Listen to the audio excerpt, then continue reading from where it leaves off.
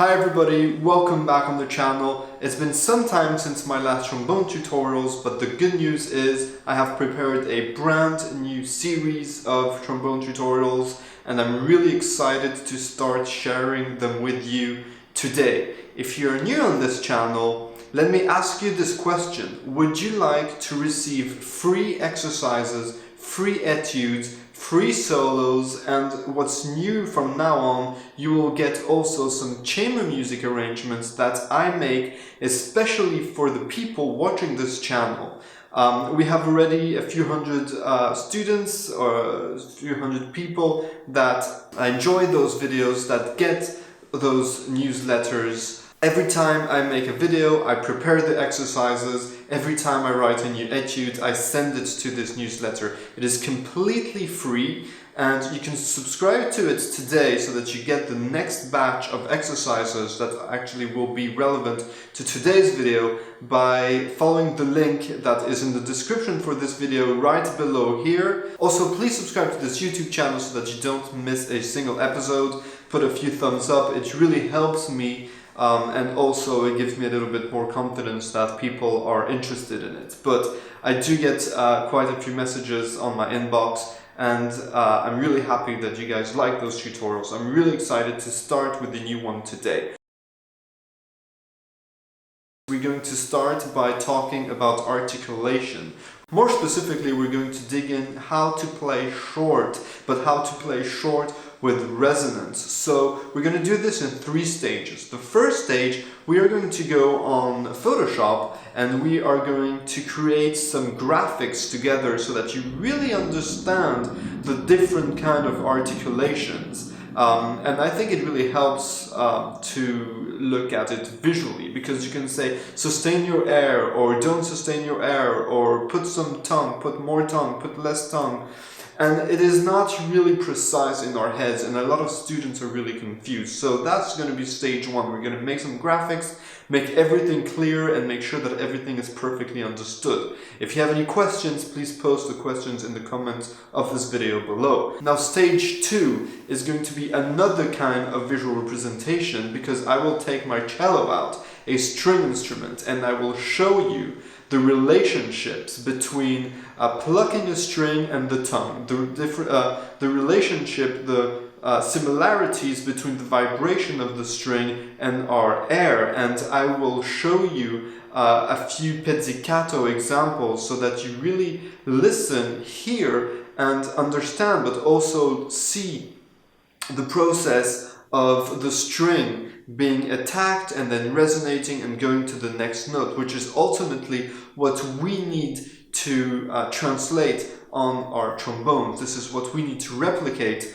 on our trombones and our brass instruments. So that's going to be stage 2, showing you the example so that you really have the visualization of a string vibrating in your head. And by keeping this in mind when you play on the trombone, it will be much easier. And that brings us to stage 3. We're going to take out our instruments, we're going to take out our trombone. I'm going to show you exactly what I mean. I'm going to explain to you what I mean by playing short with resonance, playing short with a good sound.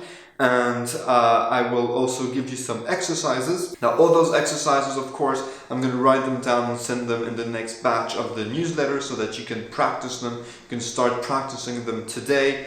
And if you have any questions, again, a lot of people send me recordings. I really appreciate that. And I always answer. I make it a point that I always answer to questions, and even more when you send a video of how you're playing my etude that I sent or my exercise. It makes me really happy to help. So do send it. Everything's free. You can pay a lot of money for lessons, and I'm doing this for you to help. So take advantage of it. Send me your questions, send me your examples, send me your videos, and I will do my best to give you the answers that you see. So let's get started. Also, I'm going to try to put in a few musical examples here and there so that you really hear what I mean in a musical context, because everything that we do, all the technical exercise that we do, I think needs to be really understood in a musical context. So let's start right now. Let's go to stage 1 and let's check out those different articulations. Okay, so let's start by looking at some different articulations. So here I'm going to draw a few oval shapes, and they're going to represent the sound. So we're going to make one like this, one like that, one like this, and I think 4 should be enough. So these 4 yellow oval shapes are our sound. Our sound basically goes like this. I hope it's you understand what I mean by the representation of our sound. Now, this could be something like a trumpet would play, or like a valve instrument would play. So you continued sound, and this is legato playing. So da da da da da da da da, with no use of the tongue. Then let's look at what we would do when we play legato on a trombone. So what we would do is simply go like this, something like this. We would chop with our tongue. This is good legato playing. So the sound and the air, this is the sound, but it's also the air, right? It's the air going like this. So it continues, and we just cut it a little bit with our tongues. So it's like da da da da da da da da. And however you want to call the consonant, I call it more like between the letter L and the letter D. But this we will talk about in more details when we talk about legato playing. So now I want to show you one version of the short articulation that people are playing. And to do this, I'm going to just put this white here, because what a lot of people do, so what people do is to just like chop the sound and chop the air, and this is really not at all what we want. So if I had to represent the tongue here, let's put it in a tongue color. The tongue goes here, and the tongue goes here and here. So at the beginning and at the end of the note. So the sound that we get here is like ta ta ta ta ta, and this is not the best kind of short playing. Now, it can be good in certain musical circumstances, some musical contexts, like if you listen to some big band music, for example, like Count Basie, let's say. It will be this kind of very crisp, clear, clean, very short articulation where you have to cut with the tongue, and that is so that you can be really coordinated with the trumpets, the drums making the kicks, and the piano and the saxophones and everybody. And so let's just like listen to a musical example. I think I prepared one kind of here to show you what I mean.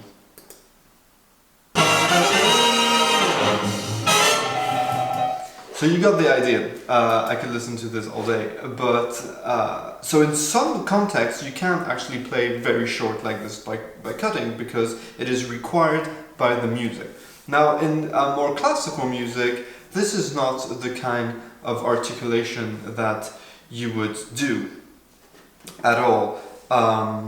And when you play alone, actually, it just doesn't sound good. It just sounds choppy. And when you take, oh yeah, just one last mention, sorry, before I forget. When you play like this in a big band, for example, like the Count Basie big band that we just listened to right now, it is very important to be reminded that they do cut the sound and the air with the tongue, but they do not cut the air. They don't cut it with the air, they cut it with the tongue. So the air and the sound and the intent of the phrase continues. And that is really, really important, because if you don't do that, you lose time. If you have to start blowing again and start the whole machine every single note when it goes very fast, then you will lose the time. You will lose the time feeling and you will be late. So it's really important to always think of the phrase like this, even if you have to cut it with the tongue. Now let's go into a more classical approach, and actually instead of this I think I am going to create a new file just to show you an example that I quite like. And what I want to show you is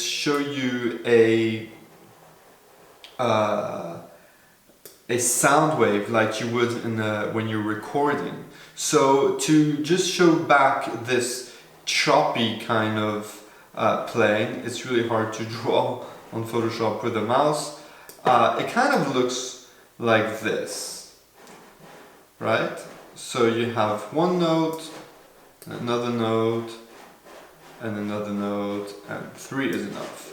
And if I need to represent the tongue again, the tongue starts here, it cuts the sound, here there's nothing, so like 0. And then this tongue starts again, and the tongue starts again, here there's nothing, it's empty. The tongue starts, and the tongue stops. This is the visual representation on a sound wave of what it is like to be playing choppy, and you don't want to play choppy, as I said, unless it is required by the music. Now what I want you to do, let's do another file just to make it all clean. What I'm talking about short with resonance is something like this. Let's even put it like in the color blue. I like the color blue. And this is kind of what you are looking for. So here you start the note with the tongue, and then it goes like this, and like this, and ooh, it was not very progressive. My drawing is really bad, but it has to kind of, if you would listen to your playing and try to visualize it in any way, it could be done like this. And again, I'm a really bad drawer, not especially actually, in every circumstances, but on Photoshop with just the mouse, it's quite hard. Anyway, let's get back to our tongue here. The tongue starts the note.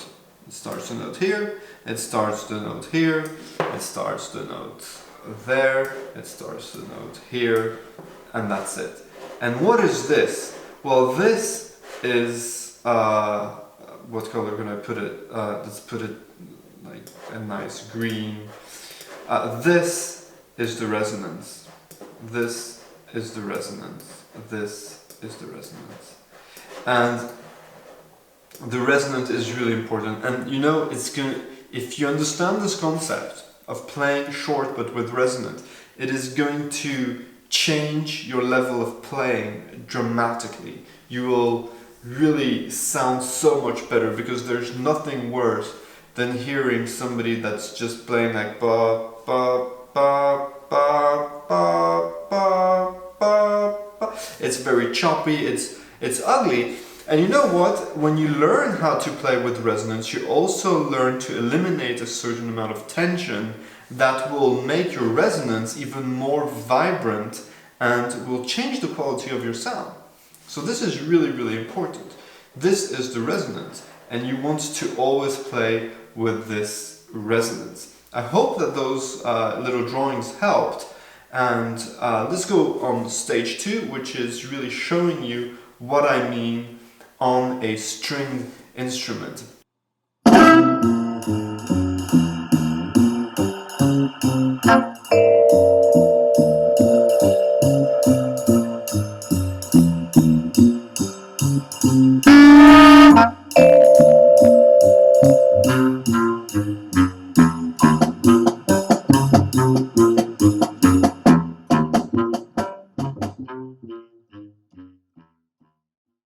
Okay, so I hope that you see properly the strings here and that you hear well on this camera, but it's really to show you an illustration of what I'm going to show you later on the trombone, and I think that it's good to have this visual in your head when you're going to be practicing those articulation exercises on the trombone. So, you know, you just like start a note. We're gonna just play pizzicato because this is what we want. We want to play short. So, like, you start the note, the string vibrates, and that's it. So you hear that there's the tongue. This is the tongue. This is the air that just resonates until the next note. So you're not doing like this, cutting the note like a lot of people do with their tongue, but you're just letting it resonate and until the next one. So if you would play a scale,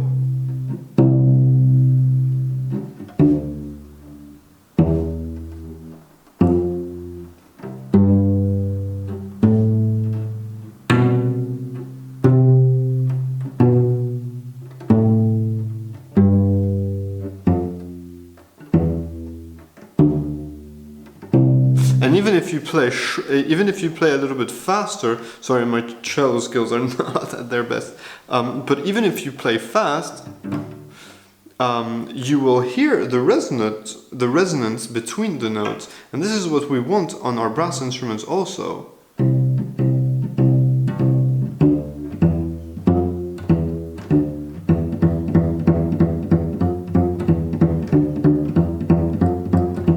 As opposed to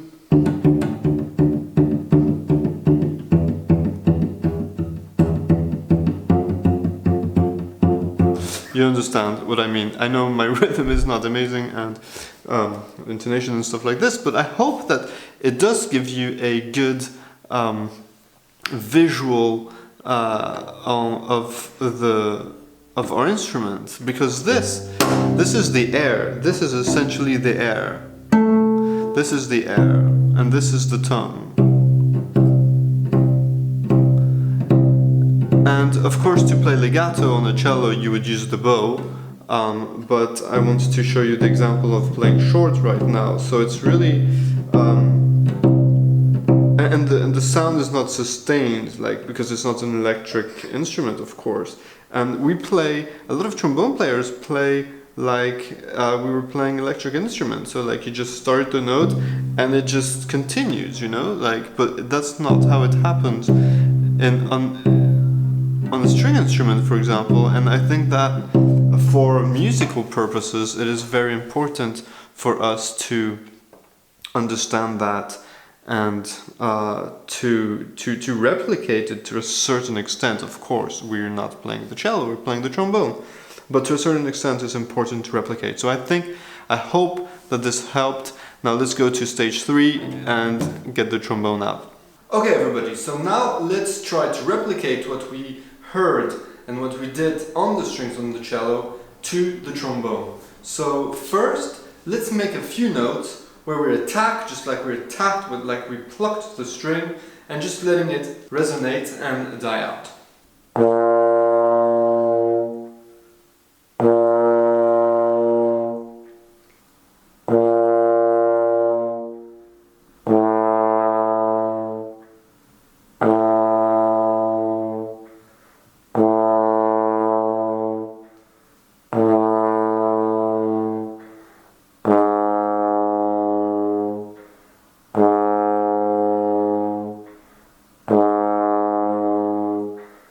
So I'm not making a decrescendo, I'm just starting with the air, starting with my tongue, and then just letting it die out. Again, I'm not sustaining consciously to make a diminuendo. Now let's do the same thing without the tongue.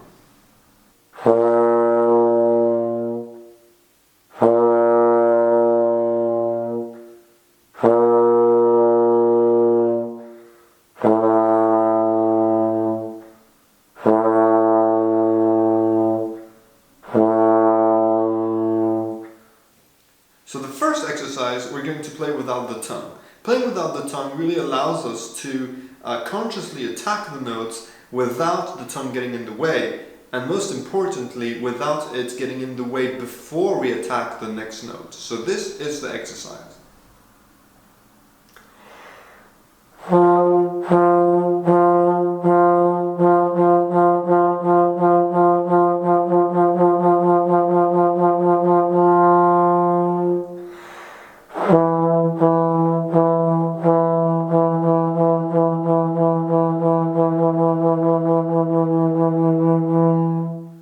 And we continue chromatically. It's really important to do this exercise in all ranges. So starting from the middle F and then going up to the B flat.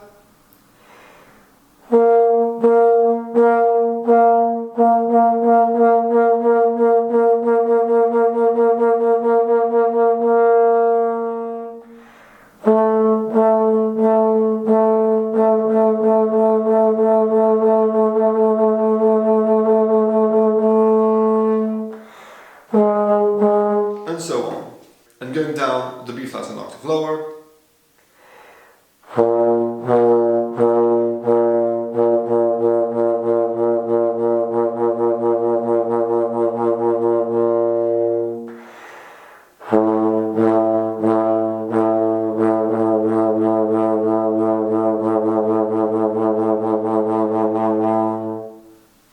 Once we have done that in the whole register, so going up to the F and the low F and even the B flat and the pedal notes, we can start putting a little bit of tongue. So the tongue goes in front of the note, but it does not cut the note to have the same resonance that we had when we played the scale pizzicato on the cello at a faster tempo.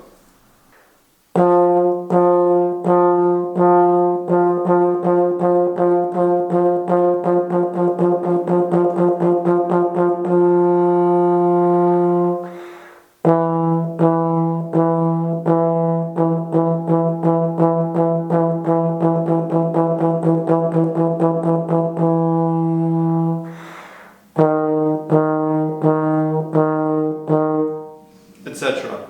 Now we go to another register.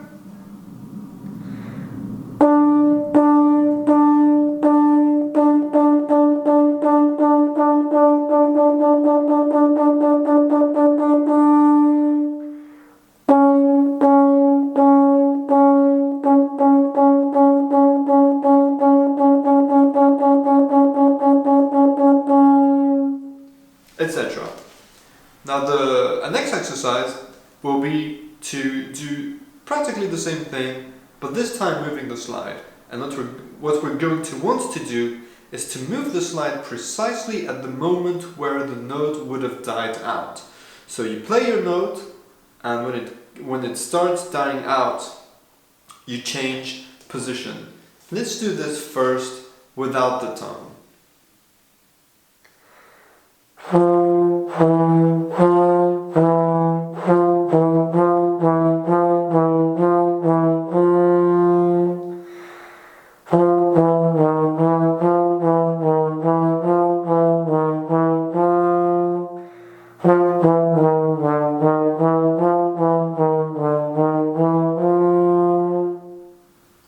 Again in all registers, and now with the tongue.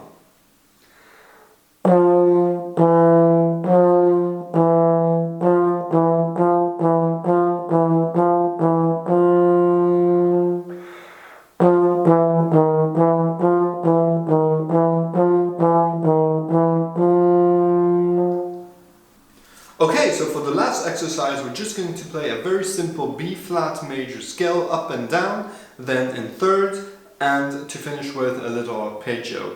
Please practice this exercise in every key, major and minor, and in all registers. I'm just going to play this one for now. In the newsletter I will send a couple different keys, but please practice them in all keys, it's really important. In the newsletter for today I will also include a little walking bass so that you can have fun playing it with what we have just talked about. So with this resonant sound, with this kind of bouncy feel, and with zero space between the note but making it short in its resonance. So not cutting the note with your tongue before attacking a next note, and also not playing it completely sustained.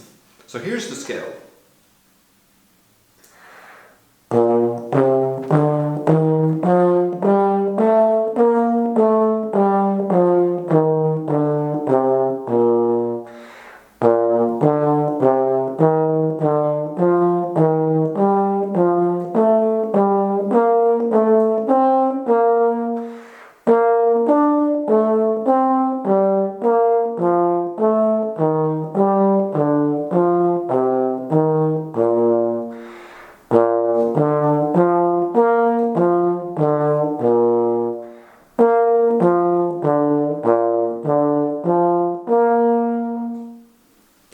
If you don't quite get there yet, it's okay, practice without the tongue.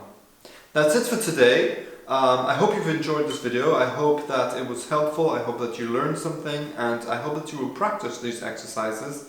I will send you all of them in the newsletter. I will also send this little bass line that I said I would send. Please subscribe to this channel. It's really important for me. And put a little comment or a thumbs up. And if you have any questions, please ask them in the comments below this video. Hope you have a really nice weekend, and I'll see you next week. Bye.